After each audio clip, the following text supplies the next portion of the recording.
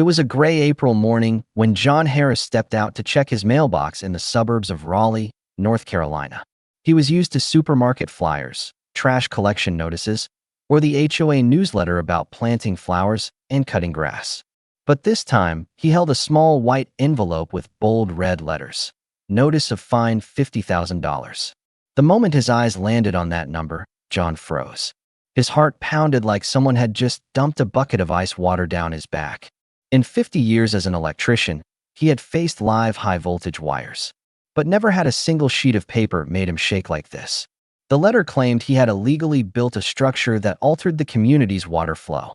That structure was the small dam he'd spent months building behind his yard, the only thing keeping the whole cul-de-sac from turning into a swamp every time it rained. Standing on his wooden porch, John looked out to the far end of his yard. A small stream curled past the oak trees, glinting under the pale sunlight. That's where he had built a wall of concrete and river rock, solid as a promise to protect his home.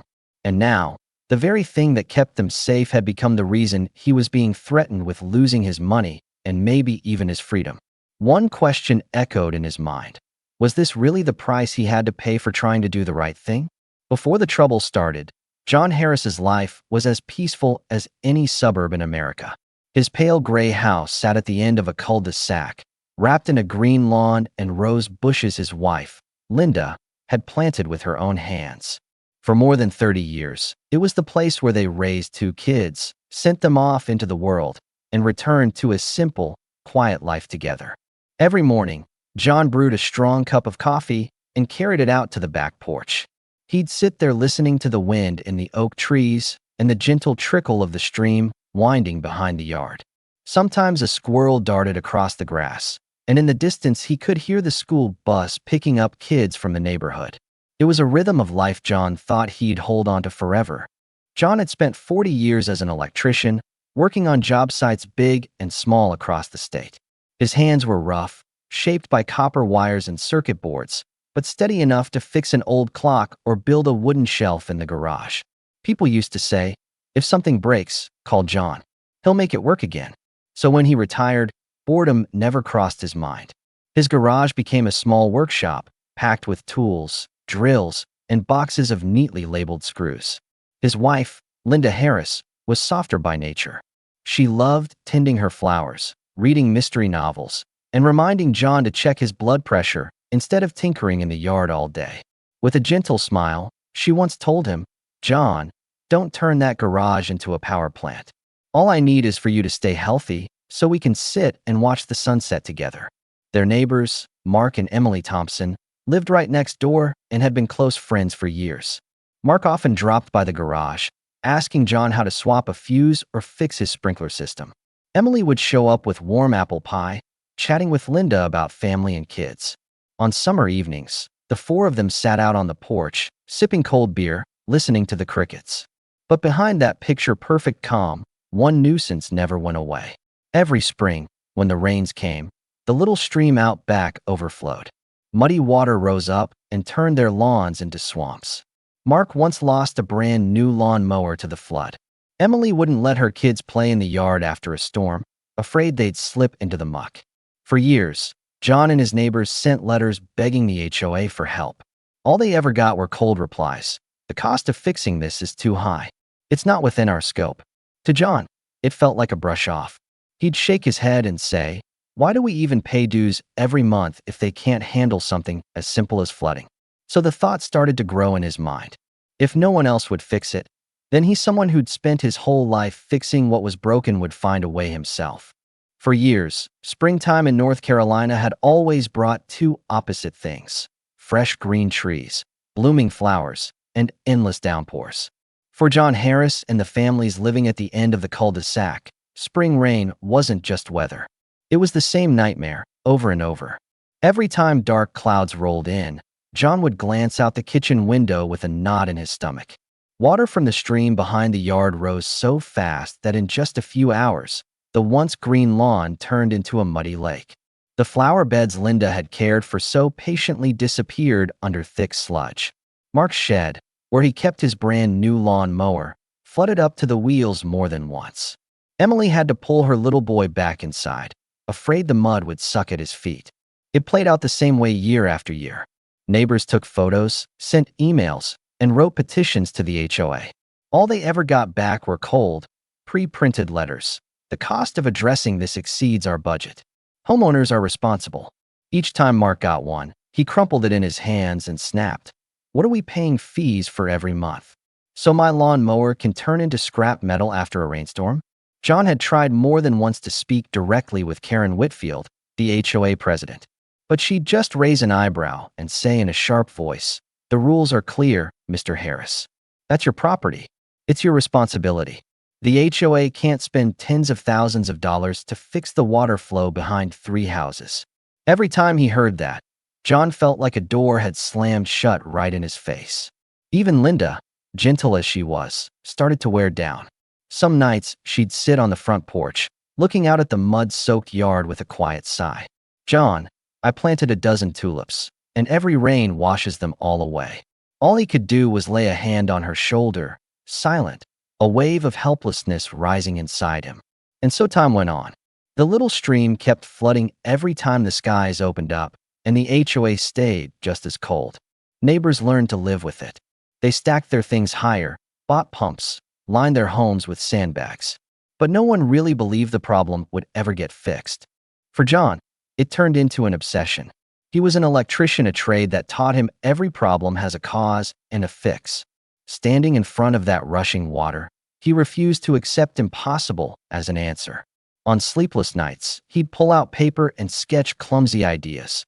A stone wall, a backup drain, some way to keep the stream from swallowing his yard. To him, the HOA's silence felt like a challenge. And deep in his mind, a decision was taking shape. If no one else would act, he'd do it himself. The idea slowly turned into determination when John Harris realized waiting on the HOA was pointless. One morning in early May, he grabbed his old notebook, flipped through the messy sketches, and told himself, "If no one's going to fix it, then I'll fix it myself." John started gathering materials. He bought a few bags of cement, picked up river stones along the stream, and built a wooden frame for the mold. His garage turned into a makeshift workshop, filled with the sound of drills and the smell of waterproof paint. Neighbors passing by peeked in with curiosity, and Mark finally asked, "What are you building, John?" He just gave a small smile and said, "A way to make the rainy season a little less miserable." For almost 2 months, John worked like a steady craftsman.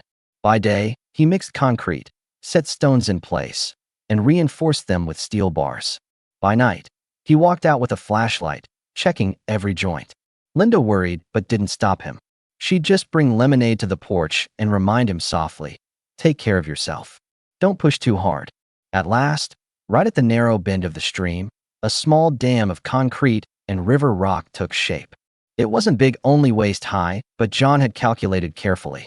The flow would slow down, and the extra water would spill into the natural ditch nearby. He wasn't an engineer, but 40 years of reading blueprints and working construction had given him the precision he needed.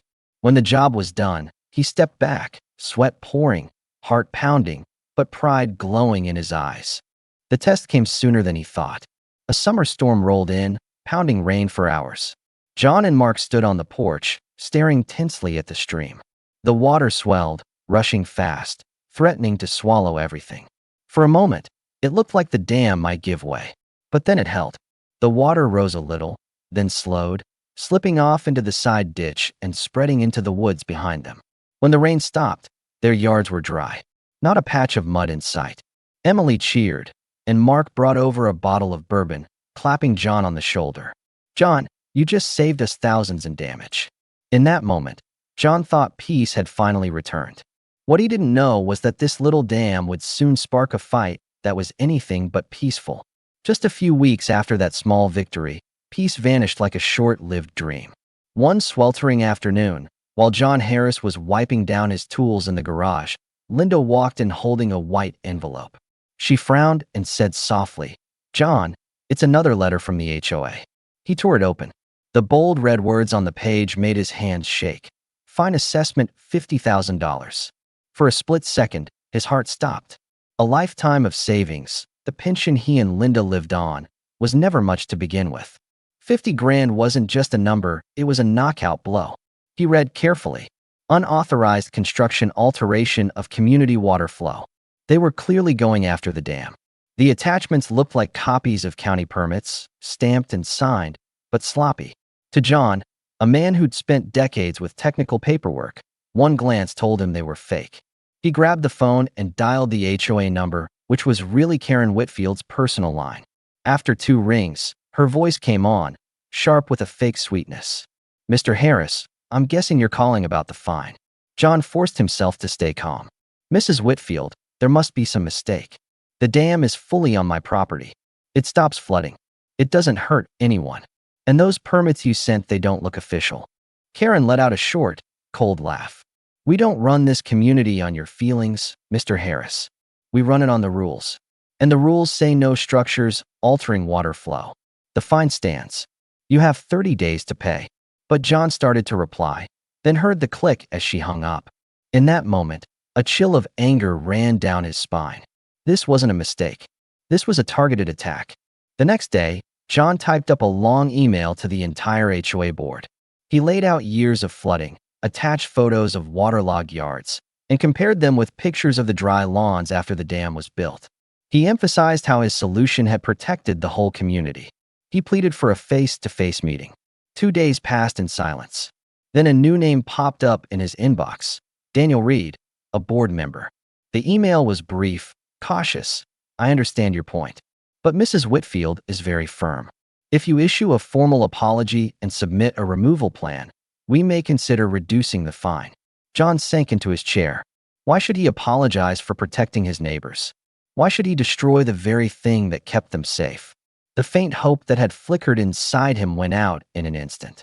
He opened a drawer, pulled out every HOA letter he'd ever received, and compared them line by line with the official county documents online. And there was crooked seals, forged signatures, clauses that didn't exist. Right then, fear gave way to something else, a sharp, steady rage. John muttered under his breath, "Karen, you picked the wrong man to push around." For the next week, John Harris barely slept a full night. He poured all his energy into gathering evidence. His computer was filled with photos of flooded lawns from past years, security footage showing how calmly the stream now flowed thanks to the dam. He even printed out side-by-side comparisons, the Raleigh County seal and the crooked fake Karen Whitfield had sent. But the more he collected, the clearer it became. Karen wasn't just wrong. She was dangerous, and she was about to hit harder. 3 days later, while John was sharpening the lawnmower blade in his garage, a county patrol car turned into the cul-de-sac, lights flashing red and blue. His chest tightened. Deputy Collins stepped out, his face stone cold. Behind him stood Karen, arms crossed, wearing a satisfied smirk.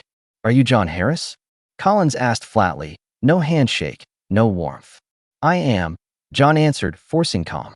Collins handed him a folded stack of papers. "This is a stop and remove order filed by the HOA. You have 48 hours to dismantle the dam. If you don't, the court will be petitioned for an emergency order. You could face civil and even criminal charges." John tried to explain. "Deputy, this is my property. The HOA papers are fake. I have proof."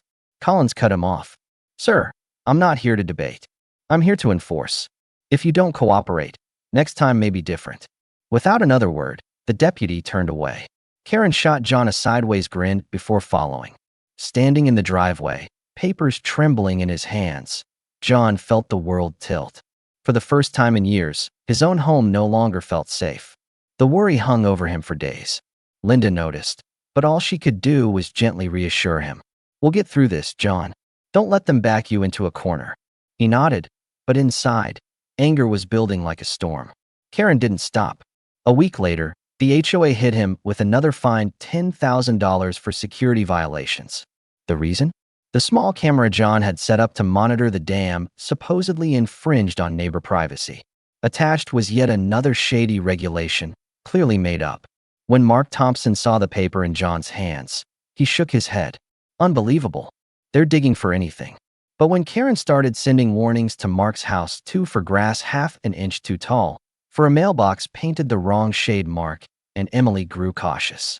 One evening, when John knocked to invite them over for a beer, Emily glanced around nervously and whispered, "John, we're with you. But every time we stand by your side, another letter shows up. We've got kids, I'm sorry, but we can't take on more trouble." Her words cut deep. He understood their fear, but the loneliness sank in heavier than ever. In the days that followed, even the neighborhood felt different. Some avoided eye contact when he picked up the mail. Others gave a quick nod and hurried off. It was as if Karen had cast a shadow of fear over the whole community. John knew he needed allies. He picked up the phone and called Rachel Lopez, an old friend who used to be a civil engineer. After hearing the whole story, Rachel went quiet for a moment, then said firmly, "All right, John. I'll come by tomorrow. We'll see who's really breaking the law." That promise lit a small spark inside him. But he also knew one thing. The fight with the HOA had entered a new phase, no longer about letters in the mail, but a battle between truth and manufactured power. Rachel Lopez showed up on Saturday morning with a tool bag and a thick folder under her arm. She walked around the dam, measured the concrete, checked the joints, studied the flow of the stream. After nearly half an hour, Rachel turned to John, gave a small nod, and said, "John, this isn't some pile of rocks. This is solid work. If anyone says it's dangerous, they're the ones who don't know what they're talking about." Hearing that, John felt a little weight lift off his chest. Rachel even wrote a short report, stamped with her credentials as an engineer, confirming the dam was safe and that it actually protected the neighborhood's property. John attached all the photos, videos, and side-by-side comparisons of the real county seal versus Karen's fake one. He mailed the packet by certified mail to the HOA. He believed, with evidence this clear, they'd have no choice but to stop. But that hope shattered fast. A week later, John opened another envelope, his hands shaking. It wasn't a response. It wasn't a compromise. It was an emergency order from the local court. Based on a serious violation report from the HOA, the judge demanded he dismantle the dam within 72 hours or be found in contempt of court and possibly face jail time. John froze. His whole body went cold. Everything he had gathered, Rachel's report, the evidence he'd worked so hard for, it wasn't even considered. Karen had gamed the system, turning a fake document into a legal weapon. The news spread quickly. Days later, a special HOA bulletin was delivered to every house. Right on the cover was a photo of John standing in front of his home, beside the police car from before. The headline, bold and loud: HOA protects community from dangerous structure violator held accountable. Linda clutched the paper, her eyes red. She turned to her husband, her voice shaking. "John, they're turning you into the villain in front of everyone. People are going to think you're a criminal." He held her hand tight, but no words came. That afternoon, as John went to check the mail, he overheard two neighbors walking their dogs. "Guess the HOA must be right. Building a dam without a permit's gotta be dangerous." The other replied, "Yeah, Karen's tough, but I doubt she'd make something like that up." Those words cut deep.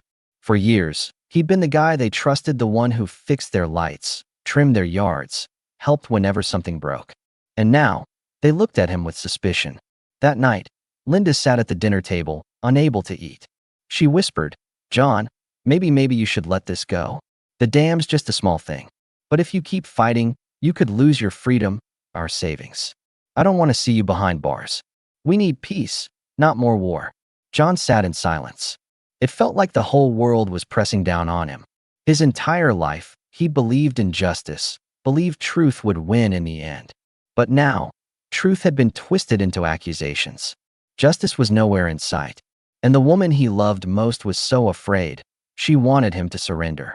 That night, John sat alone in his office, staring at the pile of evidence. Outside, a light rain began to fall, drops tapping steadily on the roof. He pictured the dam being torn apart, the stream raging into his yard, washing away everything he had built. One question echoed again and again: was this the end? In the darkness, John felt he had reached the lowest point of despair. The next morning, John Harris called a local contractor, his voice heavy as lead. He knew he had no choice. The court order gave him 72 hours to tear the dam down. When the small excavator roared to life in his backyard, John stood on the porch, fists clenched tight. One by one, the stones and concrete blocks he had poured sweat into were ripped out like trash. Linda stood beside him, her hand on his shoulder, eyes wet with tears. John, at least this way you keep your freedom. He didn't answer. He just pulled out his phone and snapped one last photo of the collapsing dam, proof of a wound that would never really heal. That afternoon, the sky turned a heavy gray. Wind picked up, and fat drops of rain hammered the roof. Within half an hour, the storm became a downpour. John and Linda exchanged a look, both feeling the same dread. That night, thunder boomed nonstop as rain poured in sheets. John sat by the kitchen window, staring out into the darkness. He remembered all the storms before, the tense moments watching the dam hold the water back. But this time, the dam was gone. At dawn, the phone rang loud and urgent. On the other end, Mark Thompson's voice was frantic. "John, you gotta come see this. My yard's a lake." John rushed out back. The once quiet stream had turned into a raging river. Water surged high, dragging mud and debris, swallowing half the lawn. Mark's yard was underwater, his brand new mower floating like junk. Across the way, Emily's yard was a pond, water creeping close to the porch. John's chest tightened. He whispered, if the dam were still here, this wouldn't be happening. He ran inside, grabbed his camcorder and the little security camera the HOA had once fined him for. This time, he pointed it straight at the flood, filming every minute as water drowned the cul-de-sac. He caught Mark cursing over lost belongings, Emily shouting for her son to get inside, and Linda trembling as she watched her tulips wash away. For 2 more days, the rain didn't let up. When the skies finally cleared, the cul-de-sac looked like a disaster zone. Mud caked the yards inches thick. Cars sat half submerged. Patios were littered with broken furniture. The stench of mud and rotting grass filled the air. The whispers in the neighborhood shifted fast. No one mentioned John's dangerous structure anymore. Instead, they muttered, why did the HOA make him tear it down? And what the hell was Karen thinking? Now we see the damage. John knew this was the turning point. He gathered hundreds of photos, time-lapse videos from the cameras, all showing the flood that hit once the dam was gone. He bundled it with Rachel's report into a thick file. Then he picked up the phone and called the local news station, leaving a message. My name is John Harris. The HOA used fake documents to force me to destroy a legal dam. Now the whole neighborhood's underwater. I have all the proof. A few hours later, a woman's voice called back. This is Anna Mitchell with Channel 7 News. Mr. Harris, what you just said, do you really have evidence? John answered steady, I've got everything. Photos, videos, an engineer's report, and a neighborhood buried in mud to back it up. On the other end, Anna took a deep breath, then spoke quickly. We'll be there first thing tomorrow. Be ready. John hung up and turned to Linda. For the first time in weeks, his eyes lit with a spark of hope. The flood was a disaster, but it was also undeniable proof that the truth couldn't be buried. The next day, a Channel 7 news van pulled up in front of John Harris's house. Reporter Anna Mitchell stepped out with a cameraman. She shook John's hand, her eyes a mix of doubt and curiosity. Mr. Harris, we've got less than 2 minutes on air. You need to show people why they should care. John nodded and led them into the dining room, where he'd laid out everything in neat folders. Photos of flooding, security camera footage, side-by-side seals real versus fake, and Rachel's engineering report. He explained each piece calmly but firmly. Anna's eyes widened when she saw the photo of Karen standing next to Deputy Collins, holding the fake papers. My God, she used the police to force you? John only gave a quiet nod. Then he brought them out back. Mud still streaked the yard, debris floated around. Mark and Emily Thompson came over, ready to speak. Emily's voice cracked as she said, we begged the HOA for years, and they ignored us. John saved us. Then they tore down the dam, and now look at this mess. The camera panned across the neighborhood, catching flooded yards, ruined cars, dead flower beds. Images stronger than any argument. 2 days later, the story aired during prime time. The whole city saw it. On screen, the fake seal and the real seal flashed side by side. John's video of the flood played in close-up. Anna Mitchell narrated every shady move the HOA had pulled. At the end, the broadcast cut to Anna confronting Karen Whitfield in a grocery store parking lot. The camera caught her startled face before she tried to steady herself. These accusations are lies, Karen stammered. Mr. Harris broke the rules. We were only doing our job. But on camera, She looked like someone scrambling to deny the obvious. The backlash was bigger than anyone expected. John's phone rang nonstop. Strangers from across the city called to show support. On Channel 7's Facebook page, hundreds of angry comments poured in against the HOA. Even neighbors who had stayed quiet finally spoke out, siding with John. 2 days later, the HOA was forced to call an emergency meeting. This time, the clubhouse wasn't half empty. It was packed wall to wall, people standing in the hallway, the air heavy with long-held anger. Karen Whitfield sat in the center, back straight, face like stone. She banged the gavel to open the meeting, trying to start with budget for lawn maintenance. But Mark Thompson shot up from his seat. "We're not here to talk about grass. We're here to talk about flooding, about fraud, and about the bogus fines you slapped on John Harris." Voices rose all around the room. A woman in the back shouted, "What about the $500 you fined me for dead grass during the drought last year, Karen? Did you make that up too?" Karen slammed the gavel. "Order. This is nothing but a witch hunt stirred up by a violator." John stood, his voice calm but booming. "If I'm the violator, then explain this." He held up the fake seal next to the real one. Every eye turned to Karen. Her mouth opened, but no words came. Daniel Reed, a board member, looked at her and said, "Karen, show them the original documents. Prove they're real." Karen lowered her head, silent. That silence said more than any confession could. After a long moment, Karen gathered her papers, face flushed, and stood abruptly. "I don't have to put up with this circus." She stormed out, slamming the door. The crowd erupted, then applause rolled through the room like a wave. Moments later, Daniel announced Karen Whitfield had submitted her resignation. The board voted to throw out every fine against John and agreed to compensate residents for flood damages from the reserve fund. They also passed a new resolution. From now on, every HOA fine had to be backed by clear evidence, and all records would be open to residents. John sat down, feeling a weight finally lift. But deep down, he knew this wasn't the end. It was only the beginning of a fairer community. A month after Karen Whitfield left the board, the neighborhood slowly found its peace again, but this time, peace came with a new sense of trust. With a legal permit from the county, John Harris, Rachel Lopez, and a crowd of neighbors joined forces to rebuild the dam. This time, it wasn't a lonely fight. Mark Thompson mixed cement. Emily brought coffee and pastries for everyone. People who had stayed silent before now pitched in some stacked stones, some hauled sand. Others just stopped by to say thank you. Under the blue sky after the rain, the sound of hammers and laughter blended together, echoing like proof that unity had come back to life. The new dam stood stronger, reinforced with Rachel's improved design.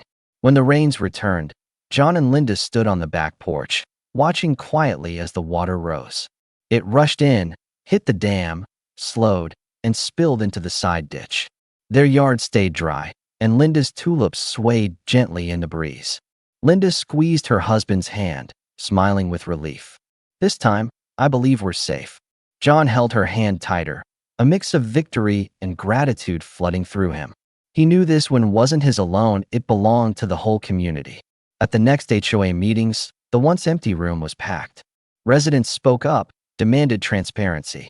No one bowed to fear anymore.